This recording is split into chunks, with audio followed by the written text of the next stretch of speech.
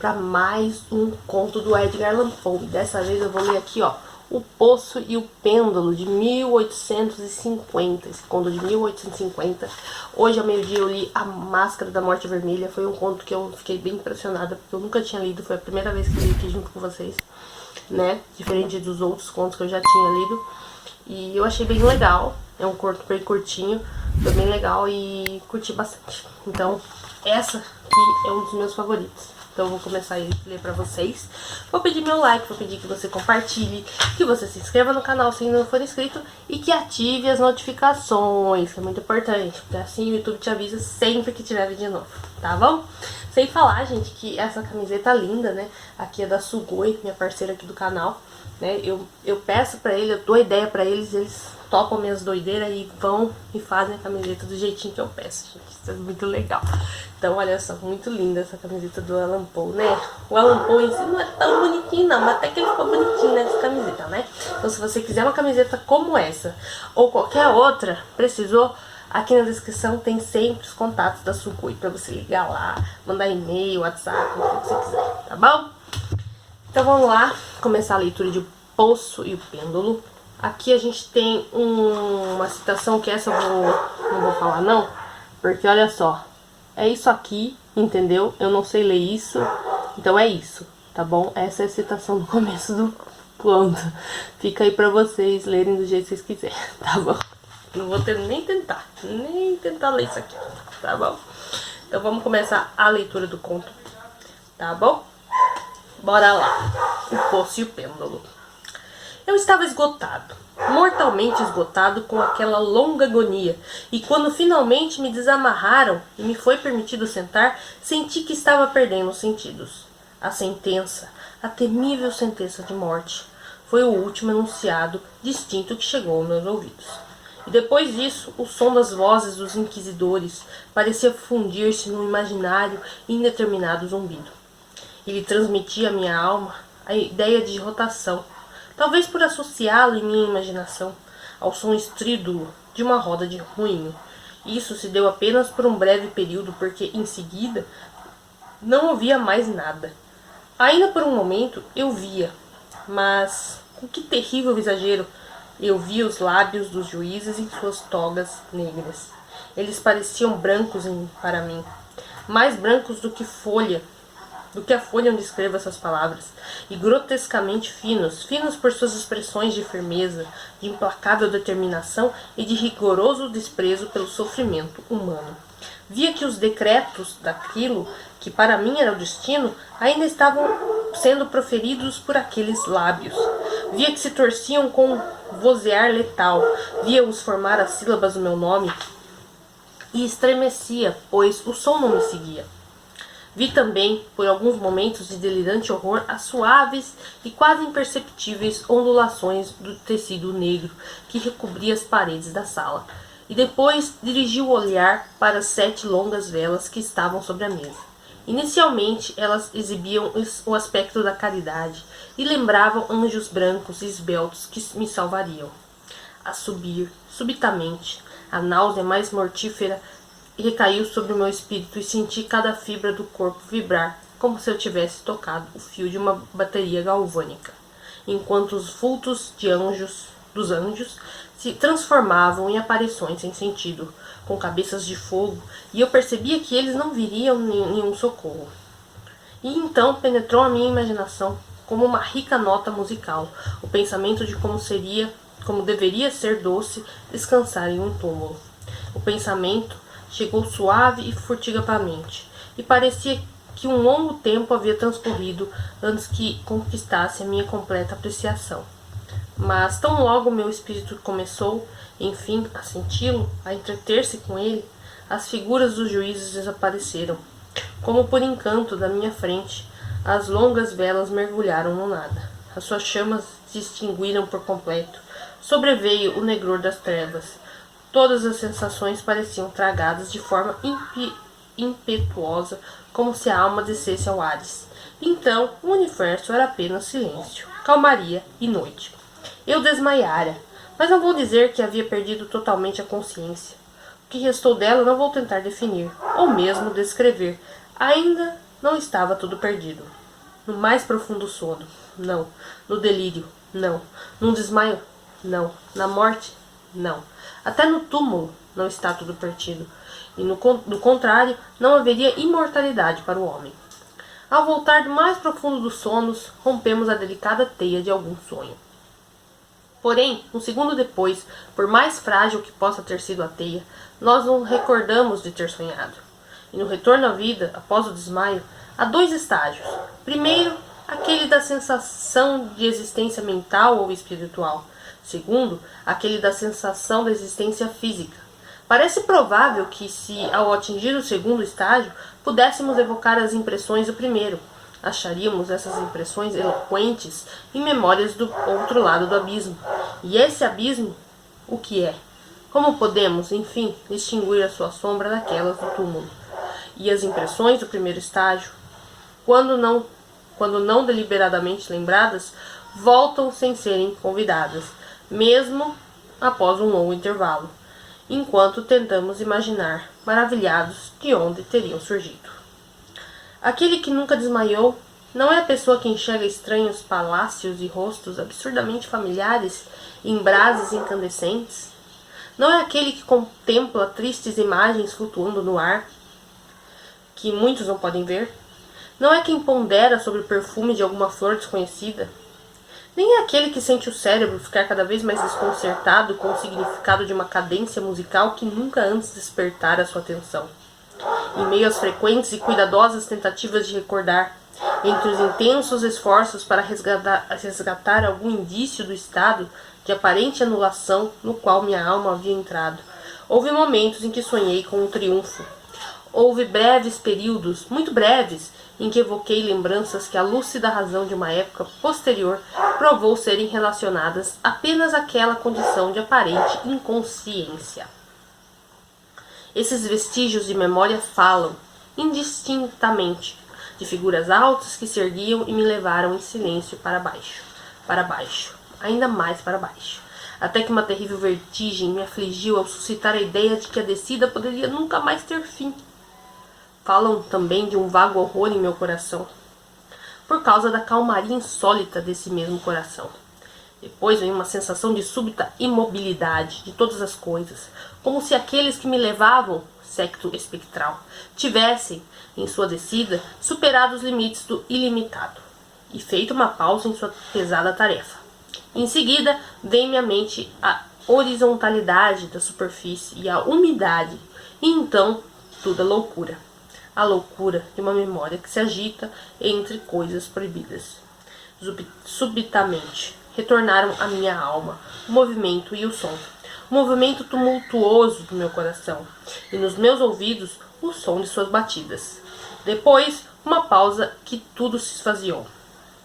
Em seguida, novamente o som, o movimento e o tato, uma sensação de formigamento penetrando o meu corpo. Depois, a mera consciência da existência, sem pensamento, uma situação que durou muito tempo. Então, muito repentinamente, o pensamento, um estremecimento de terror e um esforço árduo para compreender meu verdadeiro estado. Em seguida, um forte desejo de me entregar à insensibilidade. Depois, uma apressada reanimação da alma e um bem-sucedido esforço na execução de um movimento. E agora, a plena lembrança do julgamento, dos juízes, dos tecidos negros, da sentença, do mal-estar e do desmaio. Por fim, o completo esquecimento de tudo, de que se seguiu, de tudo que o transcorrer de um dia e o emprego de firmes esforços me permitiram recordar vagamente. Até esse momento, eu não tinha aberto os olhos. Eu sentia que estava deitado de costas, desamarrado. Estiquei a mão e ela caiu pesadamente sobre algo úmido e duro.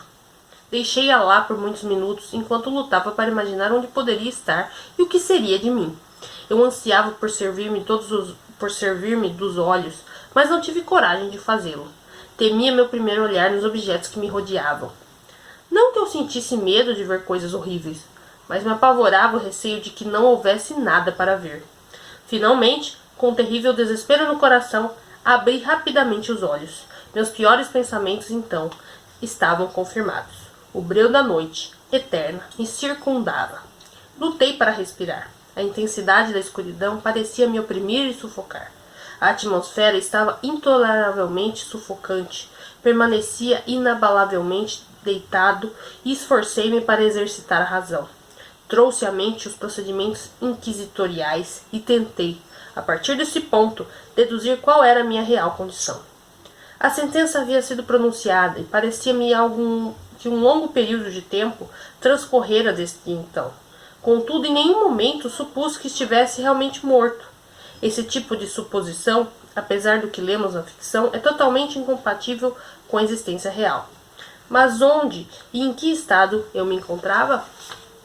Os condenados à morte, eu sabia, normalmente pereciam nos autos da fé, e um deles fora realizado precisamente na noite no dia do meu julgamento.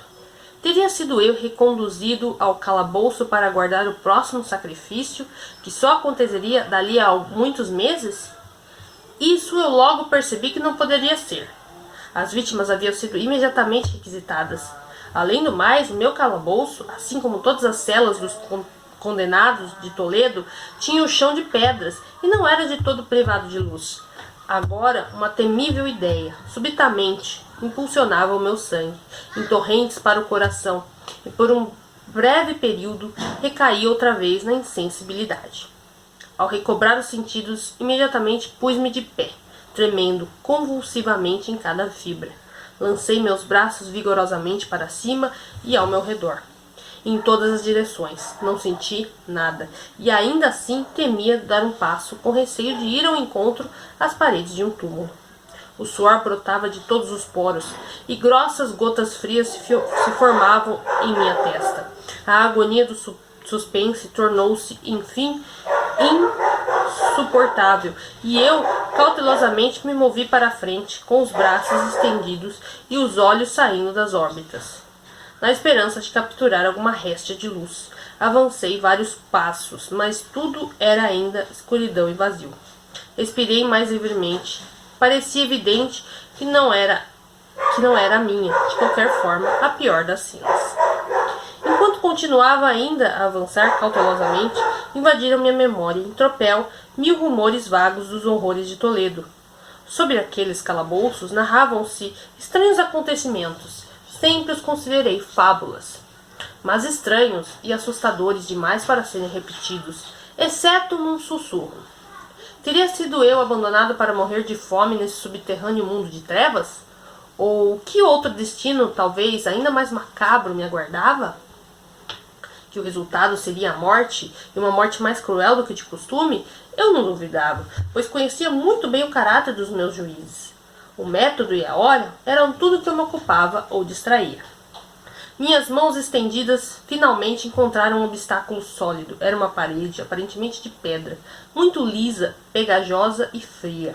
Acompanhei-a com passos cuidadosos e hesitantes, como me haviam inspirado algumas narrativas antigas. Esse processo, entretanto, não me forneceu meios de determinar as dimensões do calabouço, já que podia percorrer toda a sua extensão e voltar ao ponto de partida sem me dar conta disso. Tão perfeitamente uniforme parecia a parede. Assim sendo, procurei a faca que estava no meu bolso, quando fora levado à sala inquisitorial. Mas não estava lá. Minhas roupas haviam sido substituídas por um camisolão áspero de sarja. Pensara em forçar a lâmina da faca em alguma pequena fissura da parede para demarcar meu ponto de partida. A dificuldade, contudo, era insignificante, embora no início a desordem da minha imaginação a fizesse parecer insuperável. Rasguei uma parte da bainha da minha veste e a estendi no chão, em ângulo reto contra a parede, tateando o meu caminho pelo recinto. Não poderia deixar de encontrar um retalho no final do circuito. Ao menos que era o que eu pensava. Mas eu não contava com o tamanho do calabouço ou com minha própria debilidade. O chão estava úmido e escorregadio. Cambaleando, segui adiante um pouco até me desequilibrar e cair. A fadiga excessiva induziu-me a ficar deitado e logo fui tomado pelo sono naquela posição. Ao despertar e esticar um braço, encontrei ao meu lado um pão e um jarro d'água. Estava fatigado demais para refletir sobre essa circunstância, mas bebi e comi com avidez.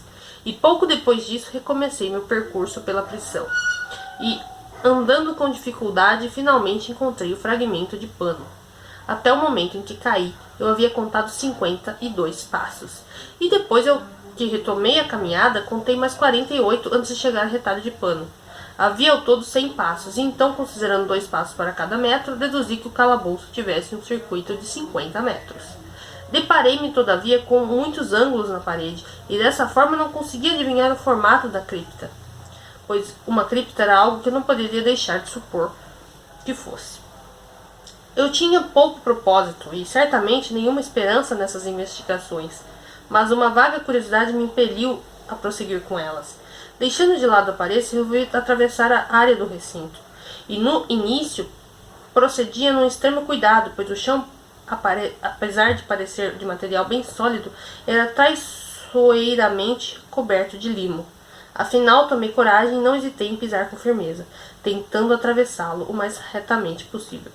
Já havia avançado uns 10 ou 12 passos assim, quando o retalho da bainha da minha veste se enroscou em minhas pernas, tropecei nele e caí violentamente de bruços. Na confusão que se seguiu à minha queda, não percebi de imediato uma circunstância um tanto alarmante que em poucos segundos, enquanto ainda jazia de bruços, chamou minha atenção. Era o seguinte: meu queixo estava apoiado no chão da prisão, mas meus lábios e a porção superior da minha cabeça, embora aparentemente menos elevados do que meu queixo, não tocavam em nada. E ao mesmo tempo, minha testa parecia banhada por um vapor pegajoso e um odor peculiar de fungos em decomposição penetrou as minhas narinas.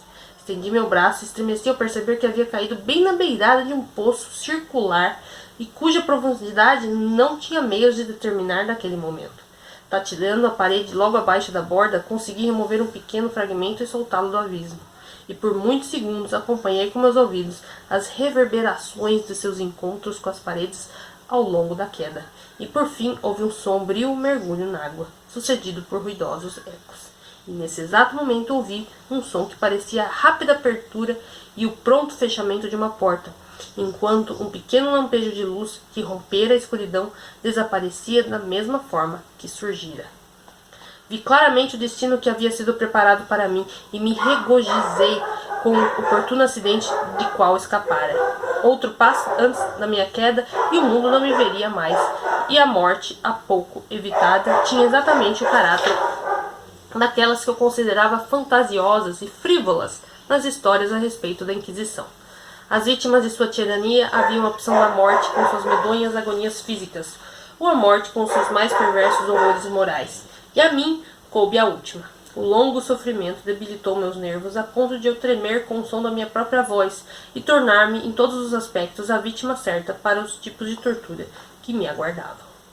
Tremendo em cada membro, apalpei meu caminho de volta até a parede, decidi em morrer ali, em vez de arriscar-me nos terrores dos poços que minha imaginação agora espalhava por vários lugares do calabouço. Em outro estado de espírito, eu poderia ter tido a coragem de dar fim à minha miséria, mergulhando de uma vez em um desses abismos, mas nesse momento eu era o mais completo covarde. Tampouco podia esquecer o que lera sobre os poços, que a súbita extinção da vida não fazia parte de seus planos mais horripilantes. A agitação do espírito manteve-me acordado por muitas longas horas, mas, enfim, caí no sono. E ao acordar, encontrei ao meu lado, como antes, um pão e um jarro d'água. Uma sede desesperadora me consumia, e num só trago esvaziei o recipiente. Devia conter alguma droga, pois, pouco depois de tê-la consumido, fiquei incontrolavelmente sonolento. Um sono profundo se abateu sobre mim, como o sono da morte. Quanto tempo durou? É claro, eu não sei. Mas, novamente, quando abri os olhos, os objetos ao meu redor estavam visíveis.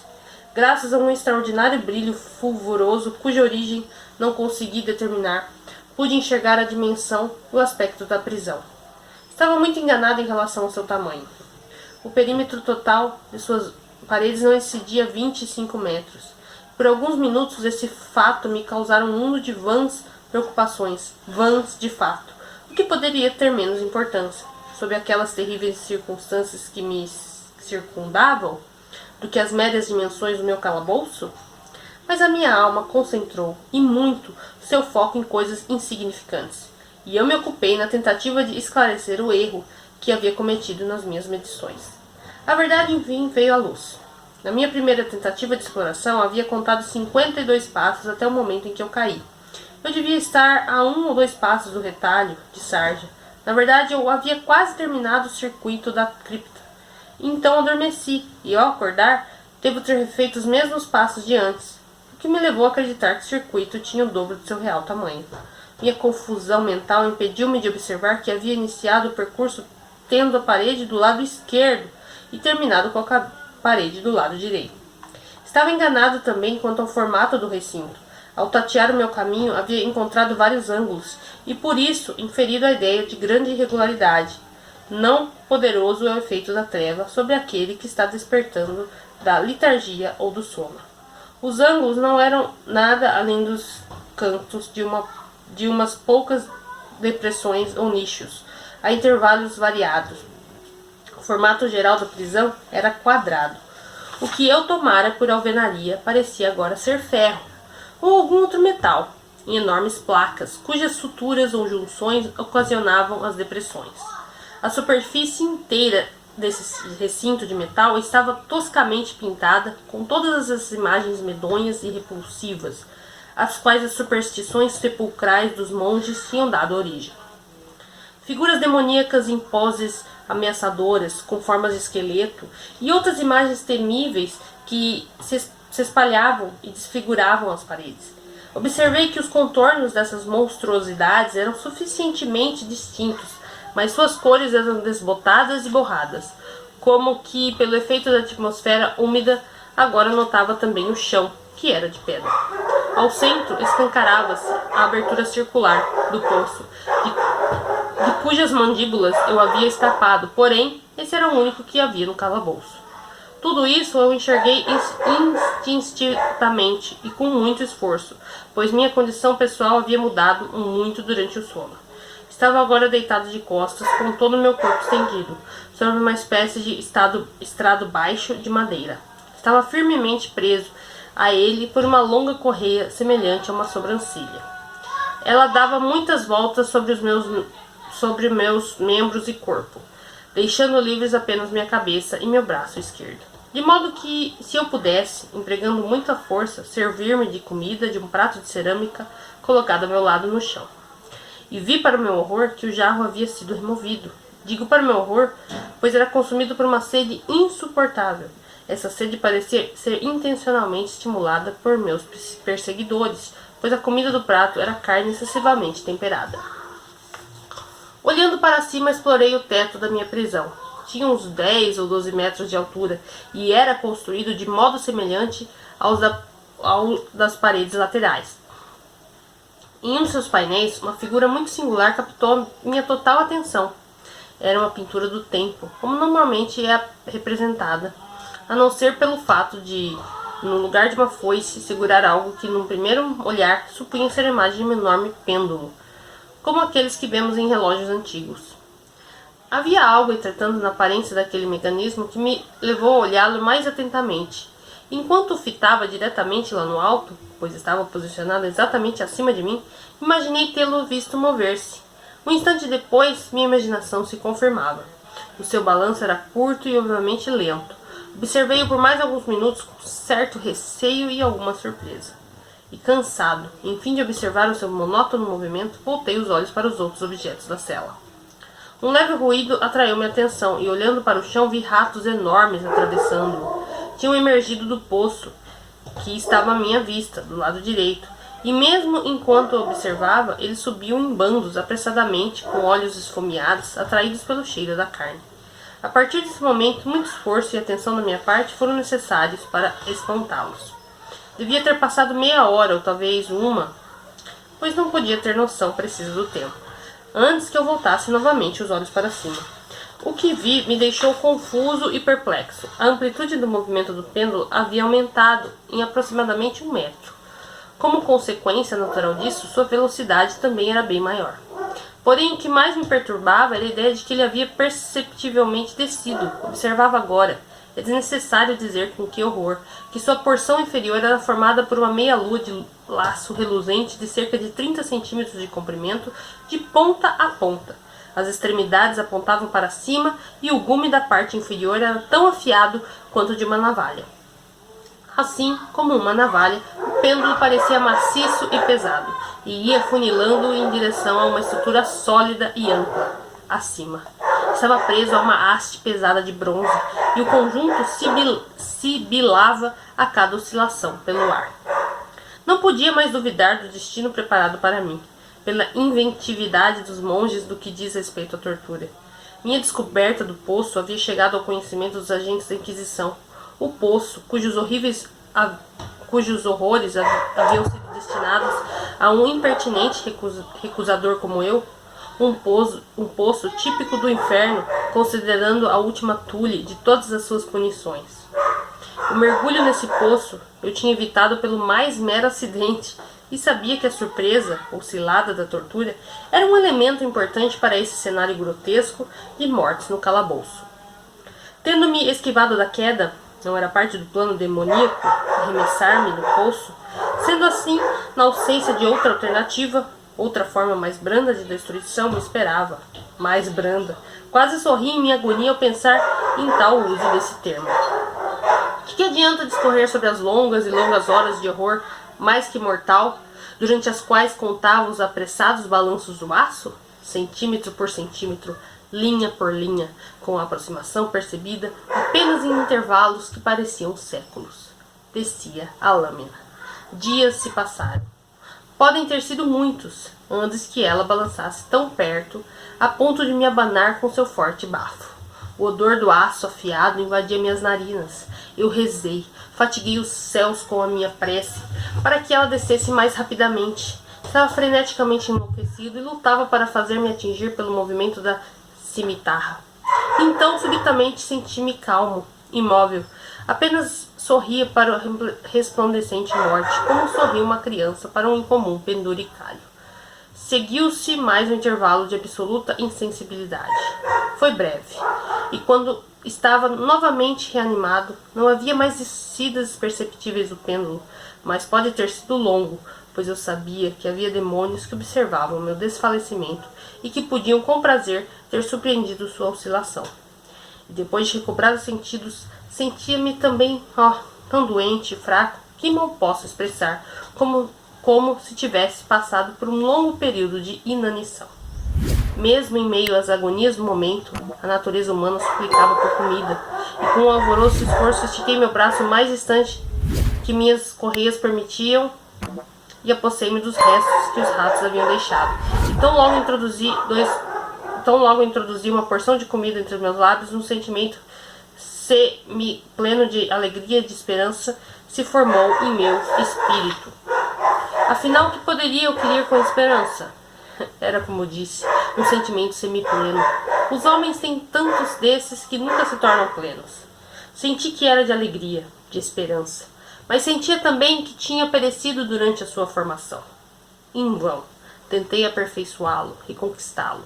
O longo sofrimento tinha aniquilado todas as minhas faculdades comuns de pensamento. Eu era um imbecil, um idiota. A oscilação do pêndulo se dava em ângulo reto em relação ao comprimento do meu corpo. Dado o meu posicionamento, percebia que a meia-lua deveria propositalmente atravessar a região do meu coração. Ela desgastaria a sarja do meu hobby, recuaria e repetiria essa operação outra vez e de novo. E não obstante a oscilação terrivelmente ampla, algo em torno de 9 ou 10 metros, e o assovio do vigor de sua descida, suficiente para cindir as próprias paredes de ferro da cripta. Um estrago em meu hobby seria tudo o que ela faria durante muitos minutos. E, com esse pensamento, permaneci. Não queria refletir sobre algo além desse ponto.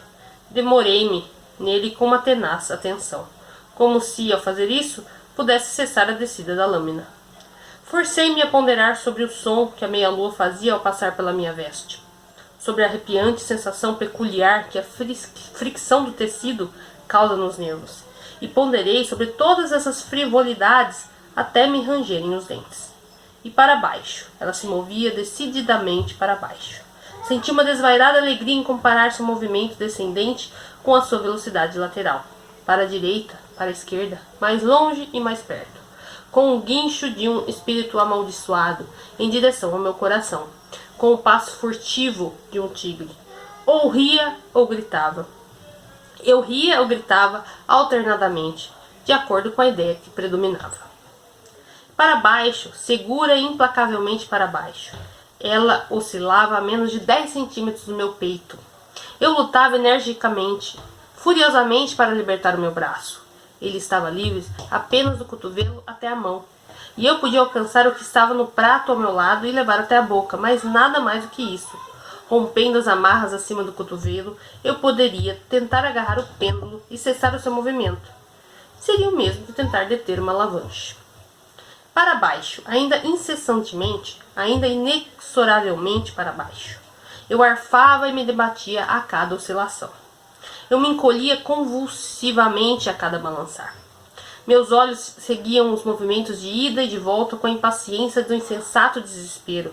Eles se fechavam espasmodicamente com a sua descida. Embora a morte soasse como um alívio, quão indescritível, ainda tremia em cada nervo ao pensar em quão insignificante bastava ser o movimento descendente do mecanismo para precipitar aquele afiado machado sobre o meu peito. Era a esperança que triunfa sobre o suplício, que murmurava nos ouvidos dos sentenciados à morte, mesmo nas masmorras de Inquisição. Vi que 10 ou 12 vai-vens poriam o metal em contato com o meu hobby, e com essa observação, repentinamente, meu espírito foi tomado de uma penetrante serenidade ante o desespero completo. E pela primeira vez em muitas horas, ou talvez dias, eu refleti. Ocorreu-me que a correria ou sobressalha que me mantinha preso não tinha emendas, era uma peça única. O primeiro golpe transversal da lâmina sobre a amarra faria com que ela se rompesse e eu poderia soltá-la usando minha mão esquerda. Contudo, quão temível seria, nesse caso, a proximidade da lâmina. Quão mortal seria o resultado do mais sutil movimento. Seria verossímil que os subalternos do torturador não tivessem previsto essa possibilidade e se precavido contra ela? Qual seria a possibilidade de que a correia cruzasse meu coração bem no trajeto do pêndulo? Temendo perder minha leve e aparentemente última esperança, elevei a cabeça para ter uma visão nítida do meu peito. A sobrancelha cobria várias partes do meu corpo em todas as direções, exceto no caminho de destruição da lâmina. Mal havia devolvido minha cabeça novamente à sua posição original, quando lampejou em minha mente algo que eu não pude descrever melhor, senão como a metade incompleta daquela ideia de libertação a qual me referira anteriormente, e que vagava inconclusa e sem rumo por meu cérebro, enquanto levava comida a meus lábios ressecados. A ideia agora estava presente em minha mente, fraca, pouco sensata, imprecisa, mas ainda assim inteira. Imediatamente, com a vigorosa energia do desespero, procedi à tentativa de pô-la em execução. Fazia já algumas horas que a proximidade do estrado, sob o qual estava deitado, estava infestada de ratos. Eles eram agressivos, ousados e vorazes. Seus olhos vermelhos voltavam-se para mim, como se esperassem a minha imobilidade para transformar-me em presa. A que espécie de comida? Pensei eu. Eles teriam se acostumado aqui no poço?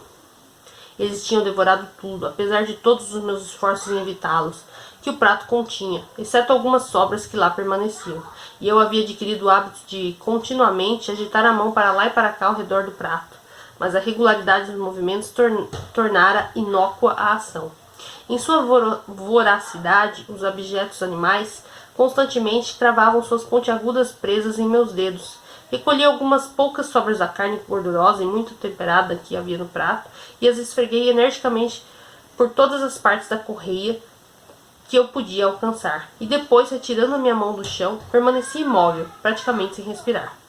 Inicialmente, os vorazes animais ficaram espantados e arredios por causa da mudança, da cessação do movimento. Eles recuavam e poucos entravam no poço.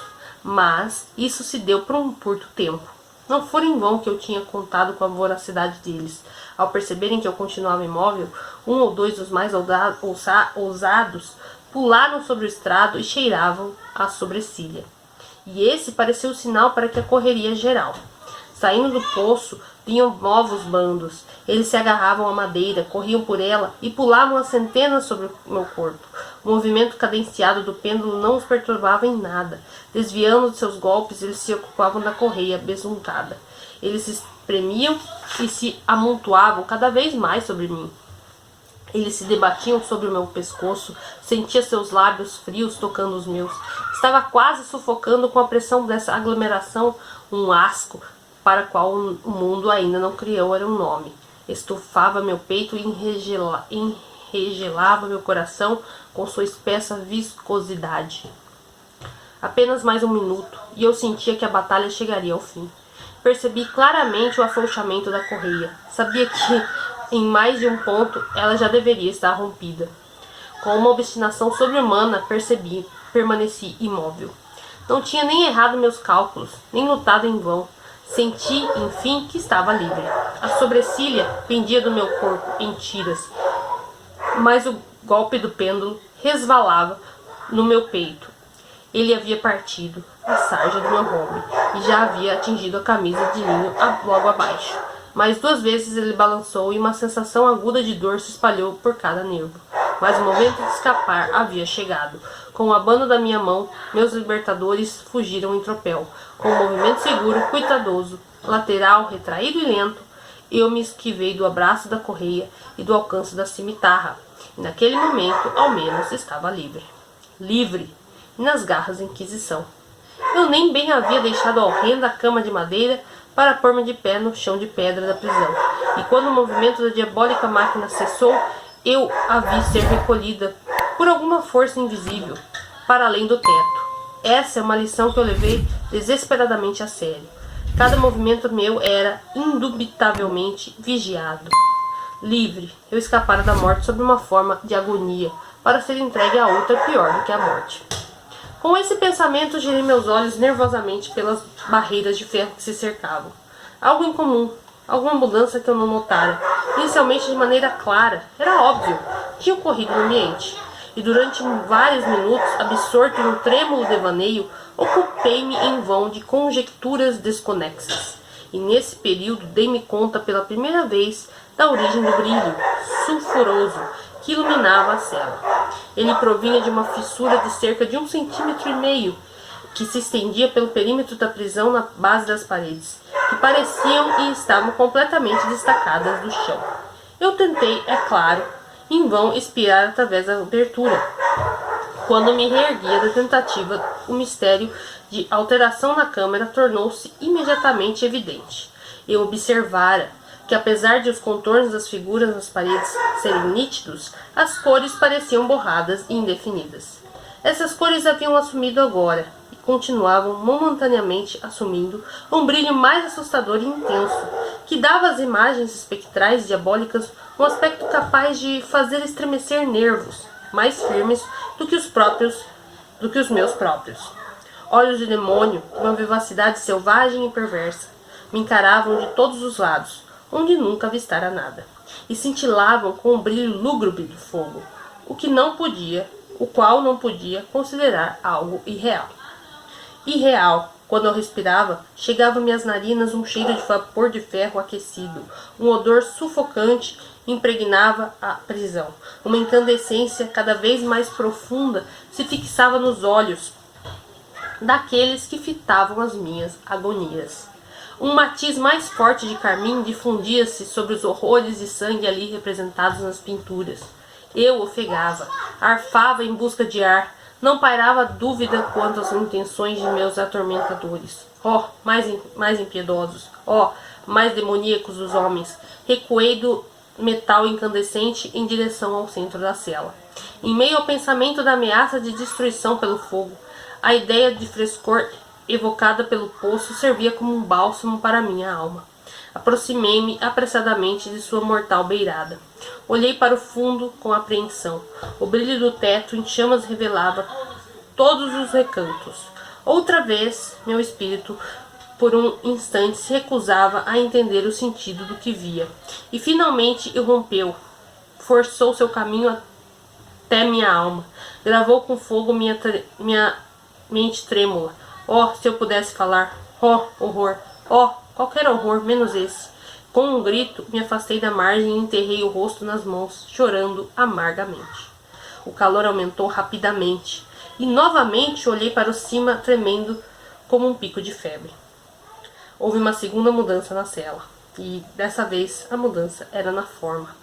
Como antes, foi em vão que tentei entender ou apreciar o que havia acontecido, Mas a dúvida não persistiu por muito tempo. A vingança dos inquisidores fora precipitada pelas minhas 2 tentativas de fuga e não haveria mais gracejos com o rei dos terrores. A câmara antes era quadrada. Agora notava que 2 de seus ângulos de ferro eram agudos, os outros 2, consequentemente, obtusos. A temível diferença logo aumentou, acompanhada por um ruído surdo ou um rangido. Em um instante, o recinto tomou a forma de um losango, mas a mudança não parava aí. E eu tampouco esperava ou desejava que parasse. Eu poderia ter arrastado as paredes até o meu peito, para usá-las como vestes de paz eterna. Morte, eu disse, qualquer morte, menos a do poço. Tolo, não deveria eu saber que dentro do poço estava o motivo pelo qual era impelido pelas paredes incandescentes de ferro? Poderia eu resistir a seu fulgor? Ou, então, poderia eu suportar a sua pressão? E agora, cada vez mais achatado, se tornava o losango, com uma rapidez que se impedia de continuar contemplando o fato. Seu centro, é claro, sua porção mais larga, posicionava-se sobre a abertura escancarada. Eu recuei, mas a pressão das paredes me empurrava para a frente, sem que eu pudesse resistir. E finalmente, o meu corpo queimado e contorcido separavam-me apenas alguns centímetros de apoio para os pés no chão firme da prisão. Não combatia mais, mas a agonia da minha alma desafogou-se num derradeiro grito de desespero, longo e alto. Senti que me desequilibrava sobre a borda e desviei os olhos. Ouvi um ruído discordante de vozes humanas e depois o soprar alto de muitas trombetas e um forte estambido como de 1000 trovões. As paredes incandescentes recuaram. Um braço estendido agarrou-me enquanto eu tombava, quase desfalecido, para dentro do abismo. Era o general Lascelles. O exército francês entrara em Toledo. A Inquisição caíra nas mãos de seus inimigos. E a gente conclui então a leitura aqui de O Poço e o Pêndulo. Ai, gente, eu amo demais esse conto. Acho que vocês puderam perceber por quê, né? A gente tem aqui o narrador no nosso conto contando como é que foi, né? Ele foi lá sentenciado à morte e tal. E aí ele consegue escapar 2 vezes de uma maneira muito bizarra, né? Tipo, um foi por acidente, ele quase caiu no poço, mas tipo, tava tudo escuro, não tá enxergando nada. E ele tropeçou, caiu, mas caiu tipo com a cabeça assim dentro. Mamar um pouquinho, ele caiu lá dentro e já era. A segunda vez foi por causa dos ratos. Os ratos acabaram ajudando ele ali. O rato, que ele tinha morrido de medo de rato, né? E os ratos foram ali os salvadores dele. E no final, quando ele falou, não, agora não tem como eu fugir dessa, não tem como eu escapar disso aqui não. E aí, né, vieram lá e acabou com tudo e conseguiram tirar ele desse absurdo, né, gente, dessa coisa horrível. Então é isso. Essa história, esse conto é um dos meus favoritos, porque, né, tem esse gostinho assim de ui, meu Deus, quase, vai, não vai, e foi. E ele conseguiu sobreviver. Gosto bastante desse conto e espero que vocês tenham gostado também, tá bom? Então, um obrigado muito especial para você que acompanhou a leitura dos contos nesse fim de semana. Ontem nós tivemos aí, né, o Enterro Prematuro, nós tivemos o Escaravelho de Ouro, hoje ao meio-dia nós tivemos a Máscara da Morte Vermelha e agora o Poço e o Pêndulo. Então, semana que vem eu volto com mais 4 contos do Edgar Allan Poe e deixa aqui nos comentários para eu saber qual conto do Allan Poe que você gosta mais, tá bom? Quero saber, contar pra mim, beleza? Um beijo muito especial para você que está acompanhando os vídeos aqui no canal e quero saber também se você está acompanhando a leitura do Desafio Literário. Acabou hoje às 3 horas da tarde. Se você não viu, corre lá na playlist de A Mulher na Janela e acompanha, tá bom? É uma história muito legal. E vai sair filme, não sei quando ainda, mas já vi notícia que a Netflix comprou os direitos e vai exibir o filme. E eu tô ansiosíssima para assistir esse filme, tá bom?